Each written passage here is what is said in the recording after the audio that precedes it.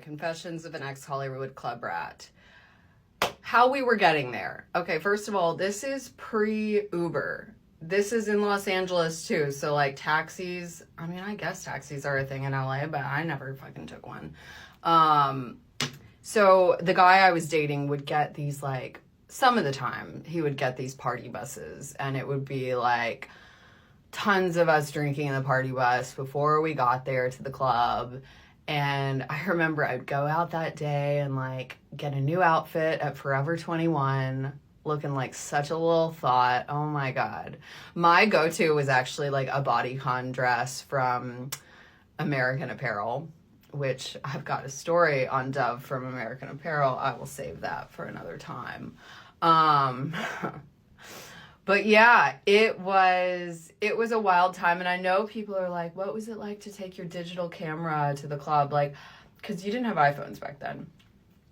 To be honest with you, the clubs that I was going to, because it was like LAX on a Wednesday with DJ AM playing, and like these are tiny clubs that were hard to get into.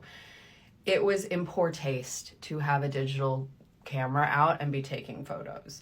So I'm pretty sure if I would have been doing that, like as much as I wish I had more photos from that time, when you were around the celebrities, it was kind of like, you're not supposed to do that. You weren't. Especially at like the smaller clubs. And the more I went out, the more I learned that like the larger capacity clubs were not my thing. Like everybody talks about Le Doux, like it was so great. It wasn't my favorite. There were just too many people. I preferred Teddy's. I preferred basically the more exclusive, tiny clubs. Like Hyde was my go-to. Teddy's ended up being like, people will tell you you couldn't go to a Teddy's on a Thursday and not find me there. Like I was, or Hennessy Wednesdays. I was always there for those. Las Palmas Wednesdays. Yeah, oh my God. But yeah, so I won't have a ton of photos from this time just for that fact.